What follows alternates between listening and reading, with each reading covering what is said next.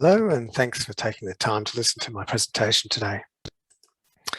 Australia's inland dryland rivers are vitally important in the world's driest inhabited continent.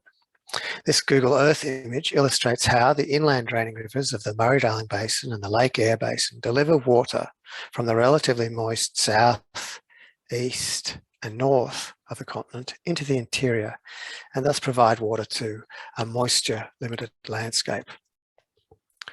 Within these river systems, floodplain lakes or billabongs are themselves a very important component. Because they retain water for longer periods than the broader floodplain and are more structurally complex than the main channel, they tend to be productive and diverse. At larger scales, they add to the diversity of broader landscapes, because they themselves vary greatly in depth, size, wetting and drying regime. In temporal terms, they provide refuge during harsh dry periods between booms and thus provide a source area for biota that contribute to and take advantage of the booms when they come. Of course, since European invasion and the beginning of intensive agriculture and river regulation, these important components of the riverine landscape have been substantially affected by increased nutrient and sediment influx from disturbed upper catchments, as well as the local riparian zone, and by intense river regulation. The response to these changes has varied, as you might expect, given the varied nature of billabongs themselves and the variation in the way that the different anthropogenic stresses play out across diverse settings. Understanding and mitigating the negative effects of multiple stresses arising from land use change and flow regulation requires an understanding of what the main drivers of change are. Is it nutrients? Is it altered flood frequency? Is it invasive species? And so on. Because of the widespread and confounded nature of the stresses, we can't determine benchmark conditions or the precise impact of specific stresses by examining unimpacted systems. They simply don't exist. So we need to make use of historical studies. Fortunately for billabongs, the accumulation of sediments in these systems means that historical records of ecological states can be derived from those sediment records. These sediments record biota and conditions at the time of deposition. They reveal changes over hundreds and thousands of years and thus can tell us about benchmark pre-invasion conditions and the dynamics.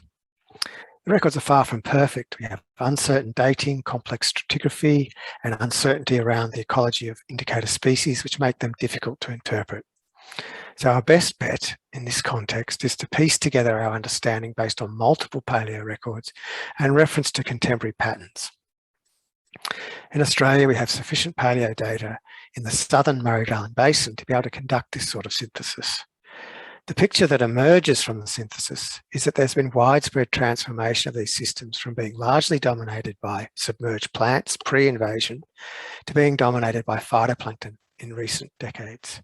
So we can see that in some of these records here. Our plant-associated diatoms in green decline towards the surface, being replaced by our planktonic diatoms in blue, increasing towards the surface.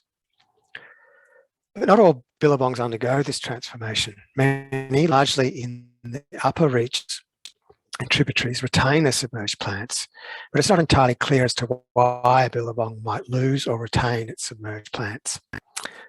In an effort to piece together the critical factors that determine whether a billabong retains or loses its submerged plants in response to agricultural intensification and water resource development, we put together a Bayesian network that links billabong ecosystem state to a range of potentially controlling factors. In this model, we have a basic ecological state, whether the billabong is dominated by submerged plants or plankton. We also know from contemporary data and palaeoecological records that state depends on both part of the system you're looking at and the period that you're looking. So we can contrast the periods prior to invasion from the various post-invasion stages of land use change and flow regulation.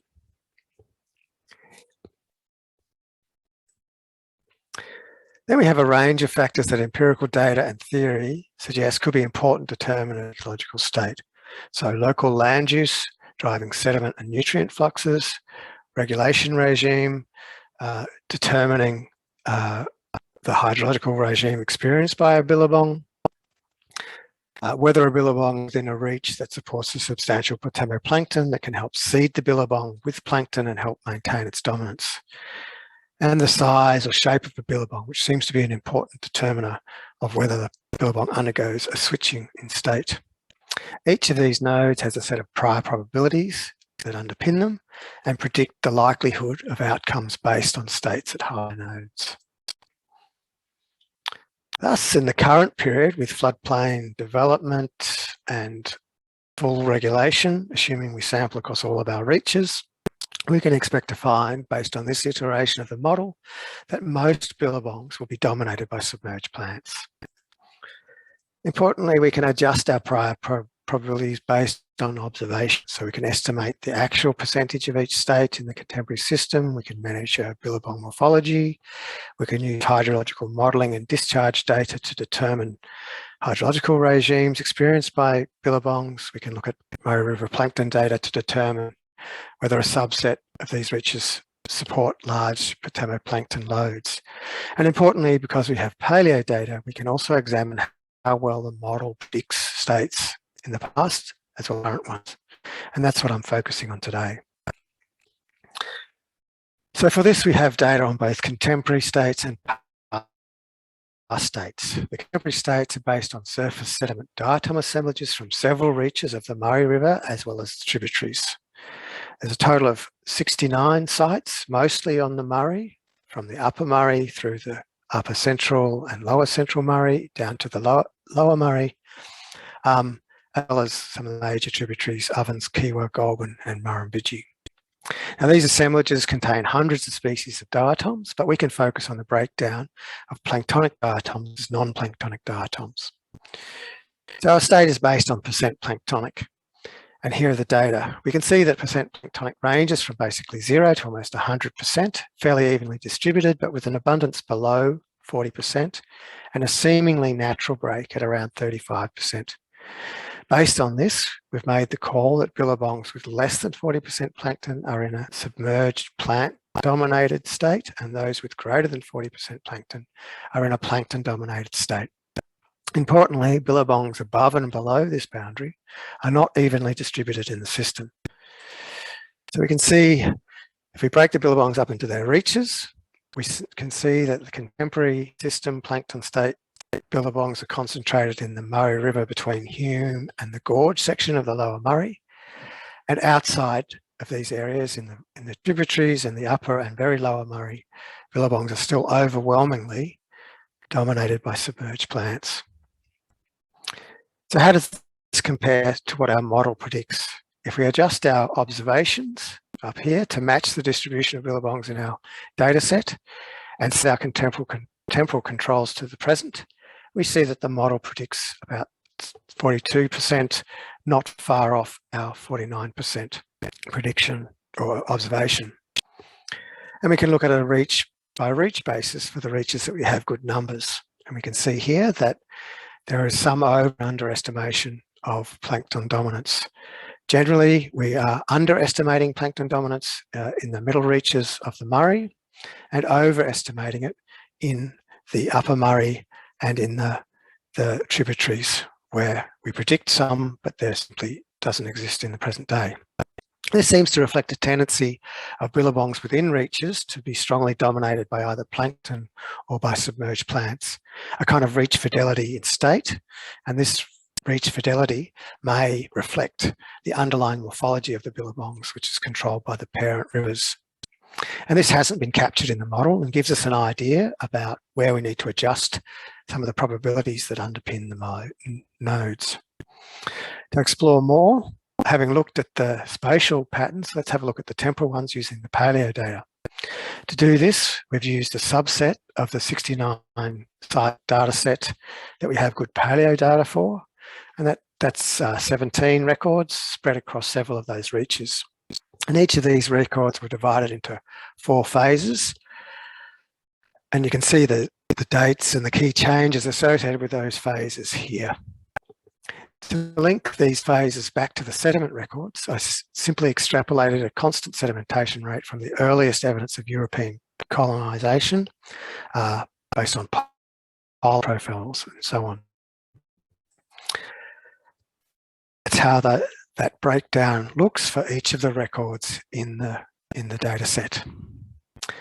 So if we look at that change over time, and we find that there's a gradual increase over successive stages in the proportion of samples within billabongs that fall into the plankton-dominated group, starting with a median below 15% in the indigenous phase and reaching 55% in the late regulation phase.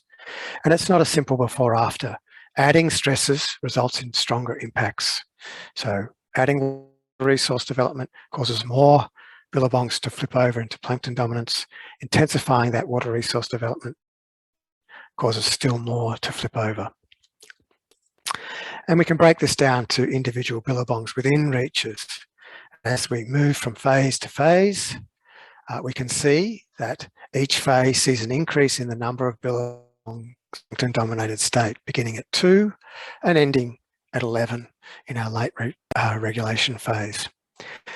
An important point here is that these changes are largely confined to the reaches 2 to 6, the middle Murray, and in the lower Murrumbidgee, with billabongs outside of these reaches largely stable over time. Looking at the model predictions based on the distribution of sites by reach used in the paleo analysis, as we move through the phases, we can see that the model overestimates phytoplankton dominance during the indigenous phase and underestimates plankton dominance in subsequent phases. It underestimates change over time, the amount of change over time in ecological state. Okay, to summarise, the model underpredicts spatial and temporal variation in the ecological state of billabongs. The spatial variation suggests a strong reach-based fidelity in ecological state, which is not captured in the model. The temporal variation suggests billabong state is susceptible to the layering of additional stresses, so we get more change with more stresses. And this, again, is not captured in the model. The susceptibility of billabongs to change also seems to be spatially variable, linked to that reach fidelity in state. So spatial variation in current state reflects the underlying susceptibility of billabongs controlled by reach to state change driven by anthropogenic stresses. So to conclude, it's often said that all models are wrong, and that's certainly true in the case of this model, but some are useful, and I think that's true also. Clearly, we need to adjust our conditional probabilities to better capture reach fidelity and the susceptibility of billabongs to change over time. We might also need to adjust our network architecture, perhaps moving the billabong morphology node further down in the network so that those other controlling factors get filtered through that node, and through that node influence the likelihood of change in ecological state. So I'd just like to finish by acknowledging the contribution of colleagues who had ideas and supplied data for this project. They include Peter Gell from Federation University, John Tibby and Jenny Fluhan from the University of Adelaide, and Ralph Ogden from ACT, Healthy Waterways Project. Thank you very much.